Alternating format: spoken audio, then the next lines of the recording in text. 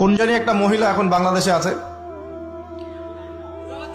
আপনারা তো জানেন, মাশাআল্লাহ সবই তো জানেন।